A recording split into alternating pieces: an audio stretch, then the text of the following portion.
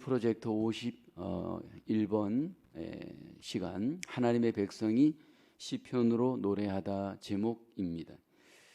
하나님의 백성들이 하나님을 기뻐하면서 노래하기 위해서 가장 사용했던 한 가지 방법, 바로 시편을 묵상하고 시편으로 기도하고 시편으로 노래하는 것입니다.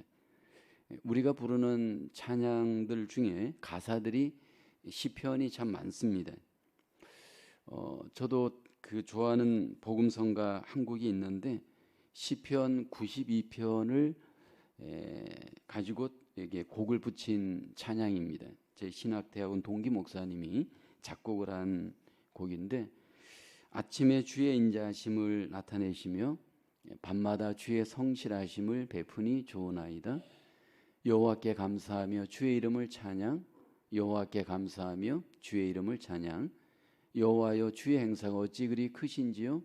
주의 생각이 심히 깊으시나이다. 아침에 주의 인자하심을 나타내시며 밤마다 주의 성실하심을 베품이 좋으니이다.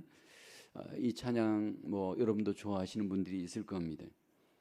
기독교 역사를 보면 많은 분들이 시편을 노래하였고 또 시편을 묵상하였고 시편으로 기도했습니다. 왜냐하면 그 시편 속에 보면 하나님을 누구보다도 사랑하였던 그 시인들의 하나님에 대한 사랑이 그 시편 가운데 담겨져 있기 때문입니다. 성경의 시편을 보면 저자들이 다양합니다. 다윗부터 모세, 솔로몬, 아삽 등 아주 다양한 시편의 저자들이 소개되죠. 아마 가장 많은 저자는 다윗일 겁니다. 그 내용들을 보면 그 시편 속에 하나님의 그 위대하심, 하나님의 그 속성에 대한 그런 찬양이 주를 이루고 있습니다. 또 세상의 어떤 그 악 때문에, 또 세상의 불공평 때문에 어떤 그 부르짖는 시인의 고백도 소개되어지죠. 이 세상의 그 어떤 죄악됨에 대한 탄식도 시편의 고백이 되어집니다. 또 시편에 보면 우리에게 오실 메시아를 소망하는 시도 소개가 되어집니다. 시대를 초월하여서 많은 분들이 시편으로 하나님을 노래했습니다. 물론 요즘은 점점 시편으로 하나님을 노래하는 그 일들이 멀리 되어지고 있습니다. 사실 이 시대에 다시 우리가 또 회복해야 될 시가 하나님의 그 노래가 바로 시편이고요. 사실 그 찬송가와 같은 그 가사, 시편과 같은 가사는 우리에게 정말 묵직한 하나님을 경험하게 해주는 그러한 하나님의 시입니다. 오늘 본문에 보면 시편에 하나님을 노래하고 있는 시인의 고백들이 소개되는데, 시편 1편에는 하나님의 말씀을 기뻐하는 하나님의 백성들의 모습이 소개되어지고 있고요. 시편 100편에는 하나님의 행하신 일, 그 일에 대해서 찬양하고 감사하는 그런 시인의 고백이 소개되고요. 시편 110편에는 장차 오실 메시아에 대한 소망이 소개가 되어집니다. 먼저 하나님의 백성은 그분의 말씀을 기뻐합니다. 오늘 시편 1편을 보면 하나님의 백성은 그분의 말씀을 기뻐하는 것을 소개하죠. 시편 1편 2절을 보면 오직 여호와의 율법을 즐거워하여 그의 율법을 주야로 묵상하는도다. 성경 시편의 1편은 시편 150편의 사실 모든 내용을 압축하여 소개하는 주제시입니다. 시편 1편은 하나님을 기뻐하고 즐거워하는 삶에 대한 주제를 우리에게 대표적으로 보여줍니다. 과연 하나님의 백성으로 우리가 즐겁고 기쁜 삶을 사는 것은 무엇일까요? 믿음 안에서 즐거운 삶, 시편을 보면 그것은 교리를 배우는 삶이 아니고 규칙을 따지는 삶, 아는 삶이 아닙니다. 시편에서 가르치는 하나님의 백성들의 즐거운 삶은 그 마음에 하나님의 말씀을 채우는 삶입니다. 주님의 말씀이 마음에서 즐거워하는 삶, 그것이 곧 하나님을 즐거워하는 삶입니다. 마음으로 즐거워한다라는 그 의미는 진정으로 좋아하다 의미이고요. 사랑한다 의미이고요. 관심을 갖는다 의미이고요. 진정으로 소원하다라는 의미를 다 그 안에 포함합니다. 우리의 마음에 하나님의 말씀이 즐거움이 되고 기쁨이 되고 그것이 우리로 하여금 하나님 앞에 유일한 소망이 되게 하는 놀라운 힘이 그 마음, 그 말씀 안에 있습니다. 과연 하나님의 말씀이 우리 마음에 즐거움이 되게 하는 길은 무엇일까요? 여러분, 그 즐거움은 반복을 통해서 우리에게 경험되어질 수 있습니다. 진정으로 하나님의 말씀이 우리 마음의 사랑으로 즐겁기 위해서 오늘 시인이 우리에게 강조하는 고백 하나가 있는데 그것은 반복하여 그 말씀을 마음에 채우는 일입니다. 2절 하반절에 보면 그 율법을 주야로 묵상하는도다. 내가 하나님을 사랑하는가? 그렇다면 그 하나님의 말씀을 내가 주야로 마음에 묵상하는 일을 사랑하게 되어집니다. 여러분, 우리가 사랑하는 일은 반복하여도 지겹지가 않습니다. 아침에 반복하여도 지겹지 않습니다. 저녁에 반복하여도 지겹지 않습니다. 사랑하는 사람과 반복해서 만나도 그 만남은 지겹지 않죠. 하나님과의 사랑의 만남, 그것이 마음의 말씀을 통해 반복해서 만날 때 그 마음에 그 즐거움이 가득할 수 있음을 시인은 우리에게 고백을 합니다. 그러면서 그 즐거움의 과정을 묵상이라는 단어로 소개하고 있죠. 정말 내가 마음에 하나님의 말씀이 즐거움이 되어지는 사람은 묵상의 과정을 거칩니다. 이 묵상이라는 단어를 우리가 흔히들 오해하는 것은 조용히 이 말씀의 의미를 생각하는 것으로 오해하는데 그렇지 않죠? 오늘을 보면 힘을 다해 소리내어 읽다라는 의미가 있습니다. 유대인들이 해당에서 성경을 읽을 때 그렇게 읽는다 하죠. 과거 우리나라 옛날에 서당에서 한자를 공부할 때 소리내어서 읽되 앞뒤로 몸을 흔들면서 소리를 지르면서 읽습니다. 그러니까 이렇게 하는 것은 여기 묵상의 행위와 아주 유사합니다. 그러면서 이 말씀이 내 마음에 즐거움이 되어지고 그 즐거움이 묵상을 통한 의지적인 행동의 선택으로 연결이 되어집니다. 그러니까 우리가 이 말씀을 의지적으로 묵상할 때 그 묵상하는 마음의 말씀이 내 안에 감정적으로 기쁨과 즐거움을 가져다 주는 것임을 시인은 고백을 하고 있습니다. 묵상을 통해 하나님의 말씀이 우리 마음에 즐거움이 되어진 이유가 뭘까요? 하나님의 말씀을 우리 마음에 즐거움으로 묵상하게 되어질 때 하나님의 그 말씀이 우리의 마음에 하나님의 음성으로 깨달아지게 되어집니다. 그래서 우리는 하나님의 음성을 듣는다라는 표현을 쓰기도 하죠. 하나님의 말씀이 우리 마음에 묵상을 할 때 즐거움으로 묵상한 결과는 우리의 마음에 놀라운 하나님의 즐거움이 우리의 즐거움이 되도록 하나님이 우리에게 은혜를 베풀어 주십니다. 여러분 시편 19편 7절 8절에 보면 다윗이 그런 고백을 합니다. 여호와의 율법은 완전하여 영혼을 소성시키며 여호와의 증거는 확실하여 우둔한 자를 지혜롭게 하며 여호와의 교훈은 정직하여 마음을 기쁘게 하고 여호와의 계명은 순결하여 눈을 밝게 하시도다. 우리의 마음에 즐거움이 없는 이유는 말씀이 없기 때문입니다. 아니 묵상이 없기 때문입니다. 즐겁게 하나님의 말씀이 우리 마음에 묵상이 되어질 때 하나님께서 우리의 마음을 즐겁게 기쁘게 새롭게 변화시키는 은혜를 베풀어 주십니다. 사실 여러분 누가 복 있는 인생일까요? 성경은 즐거운 인생을 사는 자가 복 있는 인생이다 말을 합니다. 성경 말씀으로 내 마음에 하나님이 즐거운 분들, 내 마음이 즐거운 분들, 그분들이 바로 복 있는 인생을 살아갑니다. 말씀을 즐겁게 묵상하면서 우리가 삶을 살게 되면 결국 내 인생이 복 있는 인생이 되어집니다. 오늘 성경 본문에 보면 시편 1편 저자는 시냇가에 심은 나무를 이 복 있는 사람의 비유를 합니다. 시냇가에 심은 나무를 보면 철을 따라 잎사귀가 마르지 않고 여러분 그 나무에 결국 모든 것들이 열매를 맺고 잎사귀가 푸르게 되어집니다. 왜냐하면 그 뿌리가 건강하기 때문입니다. 여러분, 사람의 영혼이 즐겁고 기쁘게 되어지면 모든 것들이 해피하게 되어질 겁니다. 복 있는 사람은 마치 시냇가에 심은 나무와 같이 하나님의 말씀에 그 마음이 뿌리를 내리고 있기 때문에 항상 하나님의 은혜를 공급받습니다.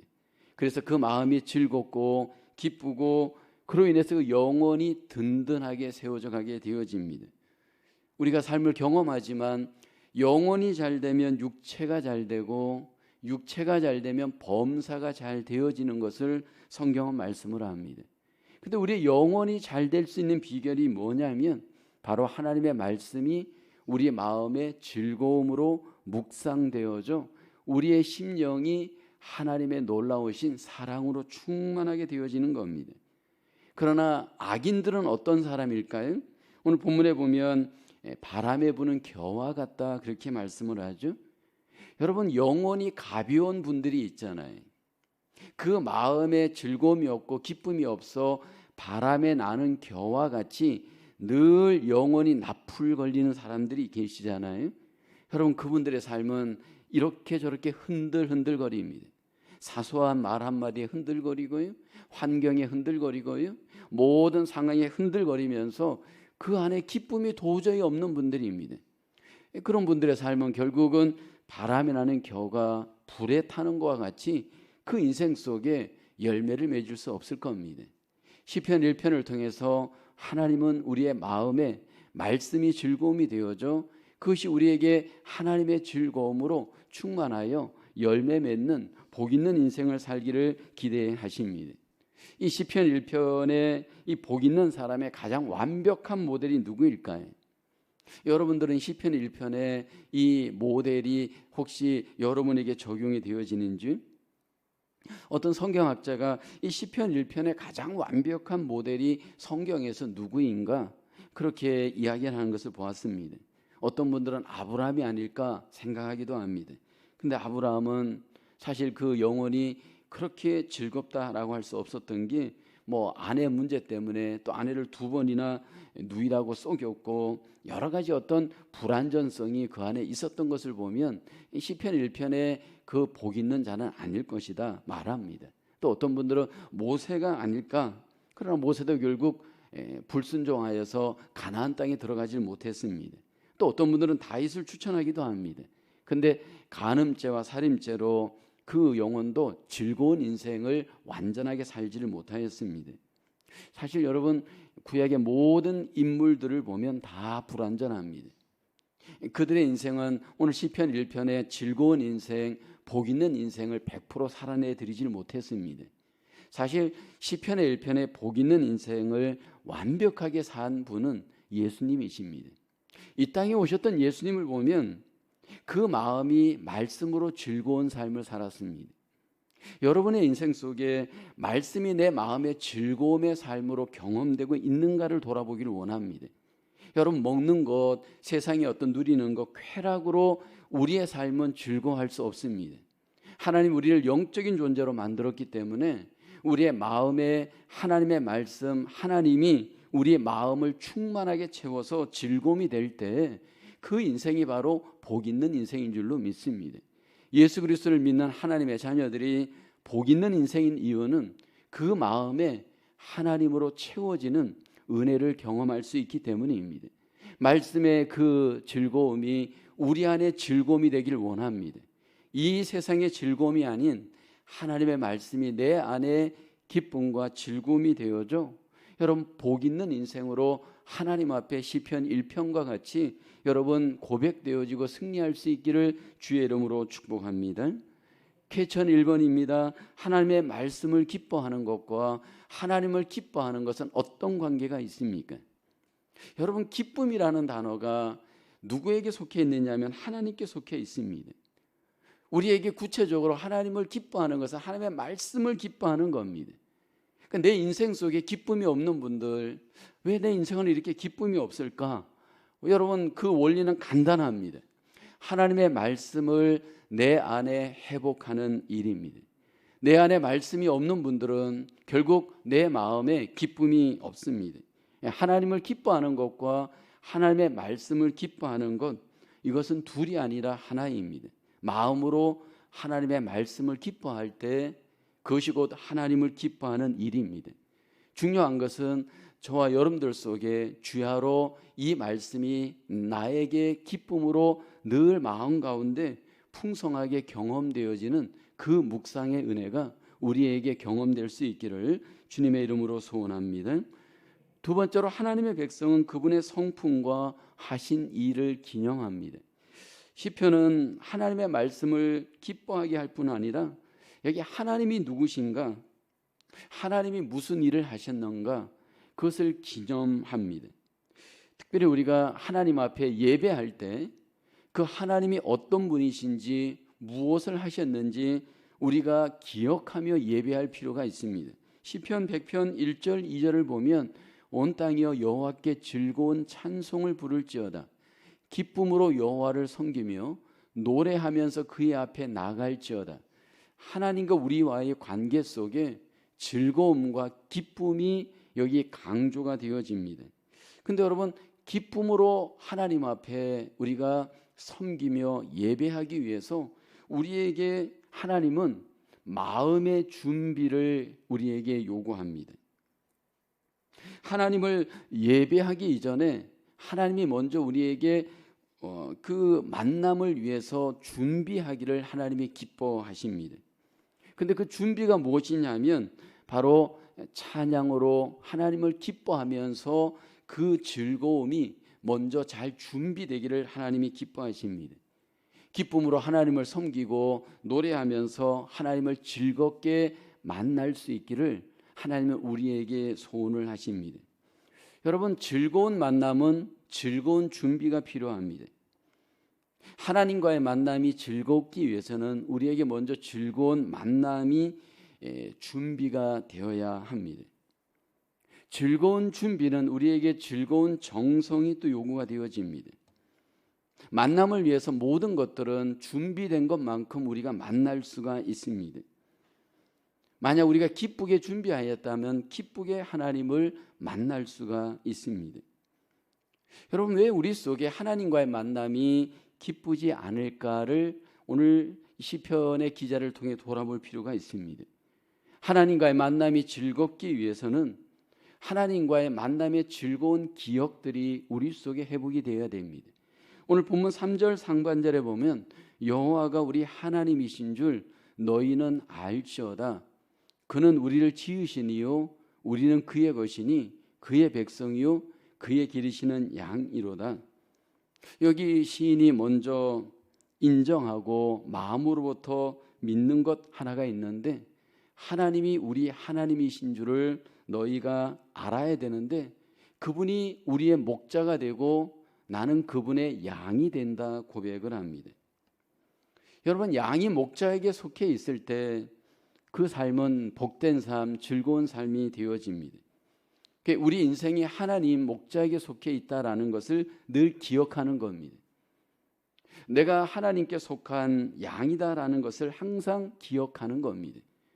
그러면서 그 기억하는 하나님이 어떤 분이시냐면 시인은 성실하신 하나님이신 것을 기억하고 있습니다. 지금까지 하나님께서 양으로서 그 목자 되신 하나님을 따를 때 하나님은 성실하게 양된 자기 백성을 인도하였습니다. 그 성실하신 하나님을 기억하면서 시인은 즐겁게 하나님을 예배하게 되어지죠. 종종 관계의 기억에서 상처가 있는 분들은 그 과거의 나쁜 기억이 오늘의 삶을 불쾌하게 만듭니다. 과거의 아픈 추억에 매여 있는 사람들을 보면 그 아픈 추억이 오늘의 삶을 아프게 만들어 버리죠. 근데 여러분, 어제의 기억들이 좋은 분들은 오늘의 삶이 좋은 추억으로 살아갈 가능성이 많습니다. 그래서 사람은요, 정말 어떤 메모리를 하느냐 굉장히 중요한 것 같아. 좋은 추억을 메모리하는 사람은 좋은 인생을 살아갈 가능성이 많습니다. 나쁜 추억을 메모리한 사람은 나쁜 인생을 살아갈 가능성이 너무 많습니다. 오늘 본문의 시인은 하나님과의 추억, 기억이 너무나도 즐거운 추억, 기쁨의 추억으로 여기 고백이 되어집니다. 하나님이 기쁘게 즐겁게 메모리가 된 사람은 감사가 자동적으로 반응되어질 수밖에 없습니다. 본문 4절을 볼까요? 감사함으로 그의 문에 들어가며 찬송함으로 그의 궁정에 들어가서 그에게 감사하며 그의 이름을 송축할지어다. 지금까지 목자로서 양된 나를, 우리를 인도하신 성실하신 하나님을 기억하기에 지금의 하나님과의 관계가 감사함이 가능합니다. 여러분, 어제의 삶이 좋은 메모리가 없는 삶은 오늘의 삶에 감사하기 어렵습니다. 어제의 삶에 좋은 메모리가 있는 사람은 오늘의 삶에 감사하며 살아갑니다. 하나님과의 어제의 삶이 성실하신 하나님, 목자 되신 하나님을 그 삶에 기억하고 추억하고 있기에, 또 앞으로도 하나님이 성실하게 인도해 주는 것을 믿기에 하나님 앞에 예배할 때 감사함으로 예배합니다. 여러분, 우리의 관계에서도 그렇고 하나님과의 관계에서도 그렇고 감사가 없는 사람들의 특징이 있잖아요. 그 감사가 없는 사람들의 특징을 보면요, 전부 나쁜 메모리의 종노릇합니다. 전부 나쁜 메모리에 결국 자기의 인생을 다 에너지를 뺏깁니다. 그래서 그 사람은 관계에서 실패하고요, 일에도 실패하고요, 하나님과의 관계에서도 더 이상 앞으로 나아갈 수가 없습니다.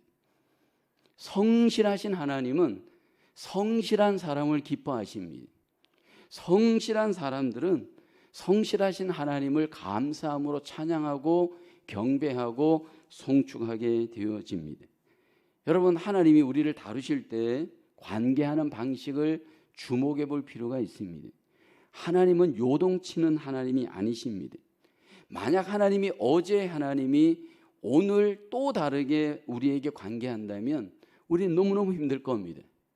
하나님이 이랬다 저랬다 하면, 승질대로 우리를 만약 관계한다면 여러분, 우리 속에 하나님과의 관계가 감사의 관계가 되어질 수 없습니다. 여러분, 우리의 인생이 기쁘고 즐겁게 하나님 앞에 살아갈 수 있는 것, 성실하신 하나님 때문인 줄로 믿습니다. 그 성실하신 하나님이 우리 가운데 믿음으로 기억되는 사람은 감사할 수밖에 없습니다. 근데 그 감사는 어디에서 시작이 되어지냐면 마음에 먼저 감사가 선행되어야 됩니다. 하나님이 먼저 우리의 마음에 감사로 믿고 하나님을 감사함으로 하나님께 나아갈 때 결국 우리는 하나님과의 관계가 즐거움의 관계가 되어지는 줄로 믿습니다. 여러분, 우리가 하나님과 즐겁게 감사하면서 하나님의 이름을 기억하고 경배하게 되어지면 우리의 삶 속에 결국 즐거운 만남이 이루어집니다. 여러분, 인간관계도 만나서 즐거운 사람이 있고 즐겁지 않은 사람이 있잖아요. 어떤 사람들이 여러분 즐겁습니까? 만나면 즐거운 사람들은 항상 감사가 있는 분들입니다. 하나님과의 관계도 즐거운 만남이 되어지는 그 만남은 감사가 있는 만남인 줄로 믿습니다. 우리의 마음이 냉랭해져 있고 좁아져 있고 자기밖에 모르는 이기적인 마음이 있다면 여러분, 그 만남은 즐거운 만남이 될 수가 없습니다. 하나님과의 관계에 있어서 우리의 마음이 감사함으로 열려 있고 하나님 앞에 감사함으로 나갈 때 즐거운 만남, 하나님이 기뻐하는 만남이 되어지는 줄로 믿습니다. 퀘스천 2번입니다. 하나님을 향한 마음이 냉랭해진 것 같을 때에는 어떻게 해야 할까요? 여러분, 내 마음이 만약 냉랭해지게 되어질 때 당장 나타나는 사인이 감사가 없고 기쁨이 없습니다. 내 안에 원망이 가득하고 그리고 감사하는 마음이 사라지게 되어지면 관계는 다 깨어집니다. 그것은 예를 들어서 사랑과의 관계도 그렇습니다. 사랑과의 관계에도 그 속에 감사가 없는 관계는 다 깨어집니다. 근데 하나님과의 관계에서도 냉랭해진 관계는 하나님과의 관계를 회복할 수가 없습니다. 어떻게 하면 우리의 이 냉랭한 마음을 회복할 수 있을까요? 메모리를 해야 됩니다. 하나님께서 나에게 어떤 은혜를 베풀어 주셨는지 여러분 우리가 기억해야 합니다. 하나님께서 나에게 베풀어 주신 그 성실하신 은혜, 하나님께서 우리에게 목자로서 끊임없이 베풀어 주신 그 은혜를 생각한다면 여러분 우리 속에 다시 한번 감사해야 할 줄로 믿습니다. 그 감사함으로 냉랭함을 극복하셔야 합니다. 저도 여러분도 우리의 마음에 감사가 충만할 때 온기가 돌고 그때 우리의 관계는 하나님과 좋은 사랑의 즐거운 관계로 회복되게 되는 줄로 믿습니다. 세 번째로 하나님의 백성은 장차 오실 메시아를 고대하고 소망합니다. 여러분 시편은 항상 우리에게 미래의 소망을 갖게 하는 시인의 고백들이 소개되어집니다. 그리고 그 시편 속에는 예수님의 흔적이 우리에게 소개되고요. 예수님도 이 시편을 많이 인용합니다. 구약의 시편에서 예수님을 소개하면서 특별히 강조하는 것은 심판입니다. 오늘 시편 110편 6절로 7절을 한번 볼까요? 문 나라를 심판하여 시체로 가득하게 하시고 여러 나라의 머리를 쳐서 깨뜨리시며 길가의 시냇물을 마심으로 그의 머리를 드시리로다. 여기 시편 110편에서 시인은 하나님의 심판을 노래하고 그 심판을 소망하고 있습니다. 오늘 이 본문은 이제 다윗이 쓴 시인데 여러분 다윗이 직면하였던 그 현재적 상황은 악인들이 번성하고 부조리와 이 모든 그 불의가 충만하였던 시대입니다. 그 가운데에서 그 부조리와 부정과 그 모든 그것들을 가장 경험하였던 당사자가 바로 시인 다윗입니다. 근데 여러분 다윗은 그 엄청난 악을 고통스럽게 경험하면서도 절망하지 않습니다. 왜일까요? 그렇게 엄청난 이 불의한 현실을 바라보면서 다윗이 원망하고 여러분 소망을 잃어버리고 절망에 빠지는 답답한 삶을 살지 않습니다. 왜냐하면 미래의 메시아로 말미암는 하나님의 심판을 그가 소망하고 있기 때문입니다. 만약 이런 현실에서 조급하게 시인 스스로가 인생을 결정하고 만약 소망을 포기했다면 그 인생의 즐거움과 기쁨은 사라질 겁니다. 많은 경우에 조급하게 자기 의로 세상을 심판하려고 하는 분들이 있잖아요.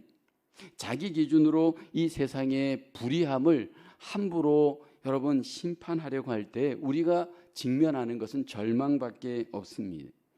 우리가 이 세상에서 절망할수록 소망을 가져야 할 이유는 우리에게 메시아가 있기 때문인 줄로 믿습니다.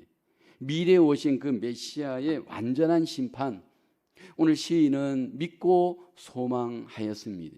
그리고 그것은 우리에게 성취가 되었습니다. 특별히 우리가 메시아를 통해서 하나님께서 우리에게 보여주시는 은혜는 그분만이 우리의 머리가 되셔서 권세 있는 모든 능력으로 이 땅을 심판하십니다. 예수님이 이 땅에 오셔서 우리를 구원하셨을 뿐만 아니라 이제 장차 또 오셔서 우리를 심판하십니다. 죄에 대해서 불의에 대해서 그분은 결국 완전하게 모든 것들을 심판하시고 그분이 친히 머리가 되어서 우리를 완전하게 통치하시게 되어질 겁니다. 그때 우리는 궁극적인 기쁨과 즐거움을 누리게 되어질 것입니다.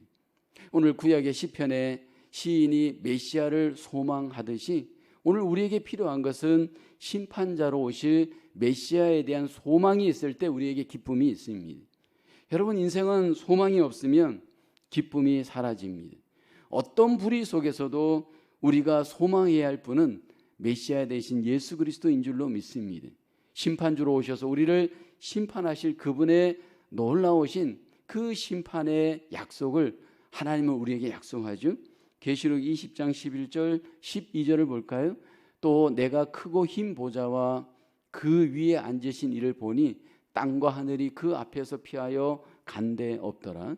또 내가 보니 죽은 자들이 큰 자나 작은 자나 그 보좌 앞에 서 있는데 책들이 펴 있고 또 다른 책이 펴졌으니 곧 생명책이라. 죽은 자들이 자기 행위를 따라 책들에 기록된 대로 심판을 받으니라고 합니다.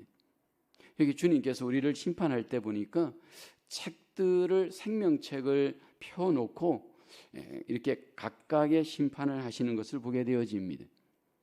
여러분, 우리의 생명책, 우리의 이름이 그 생명책에 기록된 자, 또 기록되지 않은 자, 그 생명책의 기준을 따라 메시아 예수 그리스도께서 우리를 심판하실 겁니다.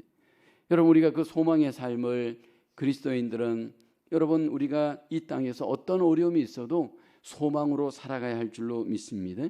어떤 조건 속에서도 미래의 메시아에 대한 소망이 있으면 우리의 고난은 의미 있는 고난으로 이겨내게 되어지는 줄로 믿습니다. 어떤 시련이 있더라도 메시아에 대한 소망을 갖고 시인이 이겨내었습니다. 오늘 우리에게 필요한 신앙도 어떤 시련 속에서도 소망을 갖고 이 세상을 여러분 소망 중에 이겨내시는 저와 여러분의 삶으로 하나님 앞에 드려질 수 있기를 주님의 이름으로 축복합니다. 세 번째로 여러분에게 드리는 질문입니다. 우리 마음의 소망이 하나님의 마음에 일치된 기도를 하는데 시편이 어떻게 도움이 됩니까?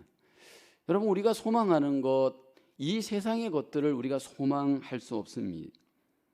우리가 궁극적으로 소망하는 것, 사실 예수 그리스도이시고 예수 그리스도의 재림이고 예수 그리스도와의 만남입니다. 시편을 보게 되면 시인이 궁극적으로 소망한 것, 결국 하나님께 소망을 두었고 메시아에게 소망을 두었습니다. 여러분, 내 안에 메시아에 대한 소망이 있는지를 우리가 함께 돌아보았으면 좋겠습니다. 시편을 보면서 어떤 조건 속에서도 절망하지 말고 우리가 메시아 예수 그리스도를 소망하며 이 땅의 모든 시련과 절망을 우리가 기도하면서 이겨내는 저와 여러분 되어야 할 줄로 믿습니다. 시편은 예수님이 즐겨 쓰셨던 찬송시였습니다. 예수님께서 이 시편을 노래하기도 하였고 시편을 인용하기도 하였고 시편이 성취된 것을 선포하기도 했습니다. 결국 예수님이 마지막 십자가에서도 시편의 고백을 하잖아요. 엘리 라마 사박다니. 여러분, 이것이 오늘 우리에게도 적용되어지는 고백이 되기를 원합니다. 특별히 우리가 시편을 통해서 하나님 앞에 즐겁고 기쁘고 노래하는 삶, 하나님의 말씀을 내 마음에 즐거움으로 묵상하는 삶이어야 함을 시인을 통해서 다시 한번 도전을 받습니다. 주야로 이 말씀이 즐거움으로 마음에 묵상되어지는 하나님을 즐거워하는 삶이 우리에게도 회복되기를 소원합니다. 그리고 무엇보다도 우리에게 하나님이 행하신 그 일을 기억하고 감사하고 즐거워할 수 있는 삶이 되어야 합니다. 하나님은 우리의 목자가 되셔서 늘 우리를 인도하시되 성실하도록 성실하게 인도하시며 우리의 삶을 완성해 가시는 줄로 믿습니다. 그 성실하신 하나님, 목자 되신 하나님으로 말미암아 우리 안에 기쁨과 즐거움이 회복되어야 할 줄로 믿습니다. 무엇보다도 불의한 현실에서 미래에 오실 메시아를 소망하며 현실의 모든 불의와 모든 고난을 시인이 이겨내었고 그 하나님을 소망하였습니다. 오늘 우리들 속에도 그 하나님을 소망하되 어떤 어려움 속에서도 메시아를 소망하며 하나님 앞에 소망의 삶으로 하나님이 기뻐하시는 노래 즐거움이 우리 가운데 회복되어지기를 주님의 이름으로 축원하겠습니다. 기도하겠습니다. 은혜가 풍성하신 하나님, 우리에게 하나님의 말씀을 허락하시고 하나님을 더욱더 즐거워할 수 있도록 은혜 베풀어 주심을 감사합니다. 우리의 마음에 이 말씀이 즐거움이 되게 하여 주옵소서. 주야로 이 말씀이 묵상되어질 때 하나님, 우리의 마음이 하나님께 더욱 뿌리 내리게 하시고 하나님 열매 맺을 수 있도록 우리의 심령에 은혜 베풀어 주시옵소서. 하나님, 성실하신 목자로 우리를 인도하심을 감사합니다. 하나님, 날마다 내 삶을 책임져 주시고 인도하시는 목자 되신 하나님을 우리가 신실하게 바라보고 항상 기억하며 따르는 삶 되게 하여 주시옵소서. 하나님, 우리가 어떤 현실의 부조리와 여러 가지 하나님 고난을 경험한다 할지라도 다시 오실 주님을 바라보며 메시아를 소망하며 하나님의 그 놀라우신 자녀의 삶을 믿음으로 성실하게 즐겁게 이겨내는 저희들 되게 하여 주시옵소서. 오늘도 남은 생에도 우리가 주 안에 있다는 사실이 너무나도 큰 복이요 큰 즐거움이요 감사인 것을 잊지 않게 하여 주옵시고, 날마다 주와 함께 기쁨과 즐거움의 삶으로 승리하는 저희들 되도록 도와주시옵소서. 모든 것을 주님께 감사하고 예수님의 이름으로 기도하옵나이다. 아멘.